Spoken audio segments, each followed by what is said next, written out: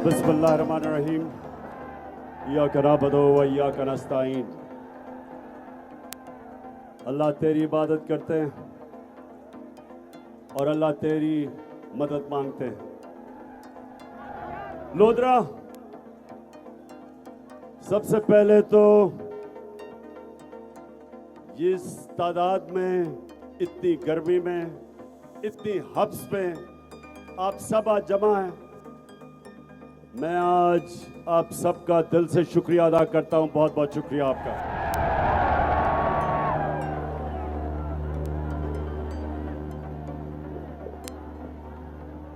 अच्छा लोधरा, सबसे पहले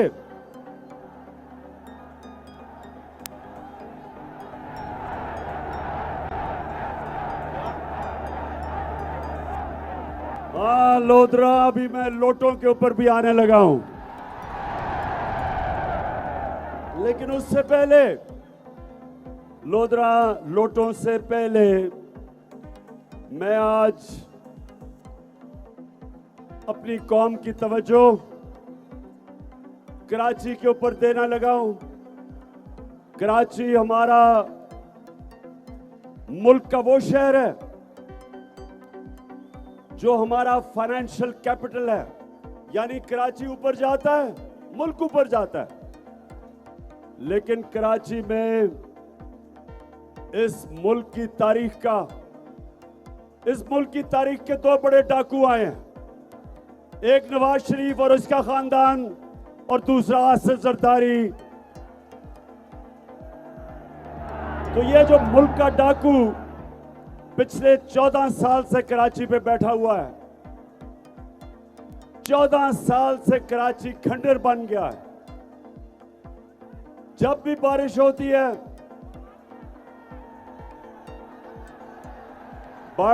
है तो क्या पानी आता है।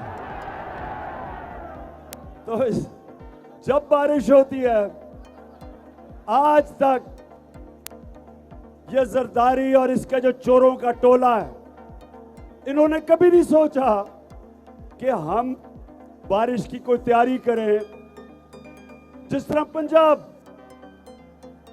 ये जरा सुनो लोधरा, बड़ा बुरा भला कहा गया उस्मान बुज़दार को, लेकिन अभी लाहौर में भी बारिश हुई है। लेकिन उस्मान बुज़दार ने अंडरग्राउंड टैंक्स बनाए हुए हैं, पानी नहीं खड़ा होता क्योंकि इंतजाम अरबों रुपया लगा के अंडरग्राउंड टैंक्स बनाए हैं, पानी को बचा रहे हैं। जब पानी नहीं होगा तो इस पानी को इस्तेमाल करेंगे पौधों के लिए। और उधर कराची में 14 साल से ये डाकू बैठा हुआ है जरदारी, और कराची का पैसा चोरी होके और सिंध का वो जाता है दुबई, वो हवाला हुंडी से बाहर जाता है। कराची जिसको सारी मुल्क को उठा देना चाहिए, उसके हालात आज देख लें। और भी जब तक ये डाकू वहां बैठा हुआ है, कराची आगे नहीं बढ़, सिंध आगे नहीं बढ़ने लगा। सिंध के नाम पे सियासत और चोरी करके पैसा मुल्क से बाहर, इसके सारे केस तैयार थे। सुनो लोधरा, इसके सारे केस तैयार हुए थे, इसके और वो मुराद अली शाह और इसके खानदान के। लेकिन कौन सी ताकत थी इस मुल्क में जो इसको सजा नहीं दिलवा सकी, जो रोकती थी इसको सजा देने से? कौन थे? बस जो भी ताकत थी, मैं आपको यकीन दिलाता हूं कि मैंने पूरी कोशिश की कि इन चोरों को, इनका एहतसाब किया जाए, इनको सजा दी जाए। लेकिन ये फिर मैं कभी बताऊंगा कि जिनके पास ताकत थी, मुझे अफसोस से कहना पड़ता है कि वो चोरी को इतना बुरा नहीं समझते थे। जिस तरह इनका एक अरस्तू है नून लीग का, एहसन इकबाल, वो कहता करप्शन होती है,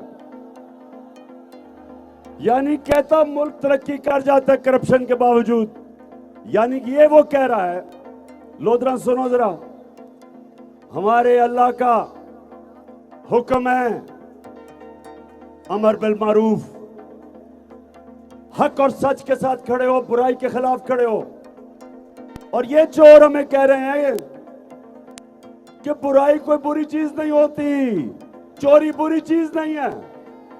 जो करप्शन होती है, पैसे खाए जाते हैं, ये रीत पड़ने दें, इस रीत को मजबूत होने दें, यही पाकिस्तान का मुकद्दर ताबनाक करेगा। तो आज जो सबसे बड़ा सबक है वो ये है कि आपको मैं दुनिया में बहुत से ममालिक गिना सकता हूं कि जिन्होंने हमारी जितनी करप्शन के बावजूद तरक्की कर ली है। असासे आमदन के मुताबिक नहीं तो तुम्हें इससे क्या? सुन लिया, एक पंजाब का चीफ मिनिस्टर जाली गैर कानूनी वो वहां बैठा हुआ है जिसका नाम हमजा कुकड़ी। स्कूल के बच्चों को सबक दे रहा है कि बच्चों चोरी कोई बुरी चीज नहीं है। और इनका रस्तू कह रहा है कि मुल्क तरक्की कर जाते हैं करप्शन के बावजूद। शर्म करो।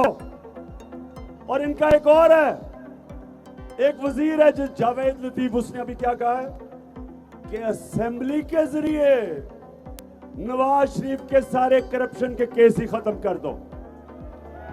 तो नौजवानों, आपका मुस्तकबिल है, आपका पाकिस्तान है। मेरी गौर से बात सुन लो। अल्लाह का हुक्म है, अल्लाह का हुक्म है कि कभी वो माशरा ऊपर नहीं जा सकता जो अच्छाई राय हक के साथ खड़ा होता है, अमर बिल मारूफ, और बदी के खिलाफ जहाद लड़ता है, बुराई के खिलाफ। अल्लाह ने हमें इजाजत नहीं दी न्यूट्रल बनने की। या अच्छाई के साथ खड़े हो या बुराई के साथ, न्यूट्रल आप नहीं बन सकते। कौम को, सारी कौम कुन वक्त है। ये जो आपका इलेक्शन है, ये जो 17 तारीख को इलेक्शन है, ये इलेक्शन नहीं है, ये जहाद है।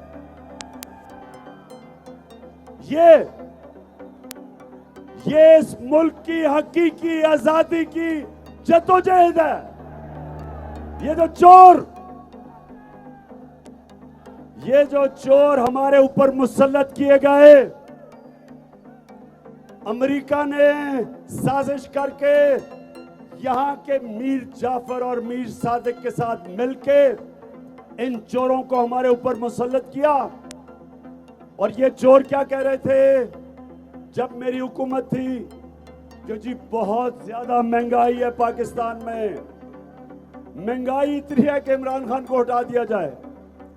महंगाई के ऊपर इन्होंने सारा वक्त कैंपेन की, और जैसे ही ये चोर इख्तिदार में आए, महंगाई को तो भूल गए और आते साथ ही इन्होंने अपने करप्शन के केस खत्म किए।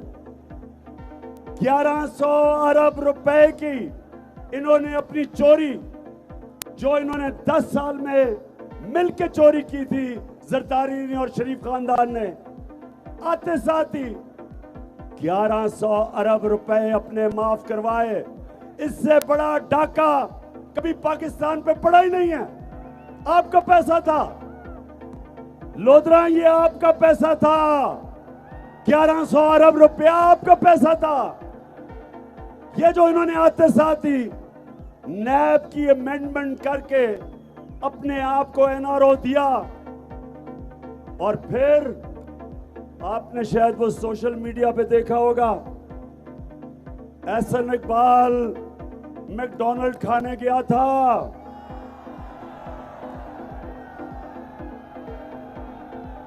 मैकडॉनल्ड खाने गया था तो क्या आवाजें लगी?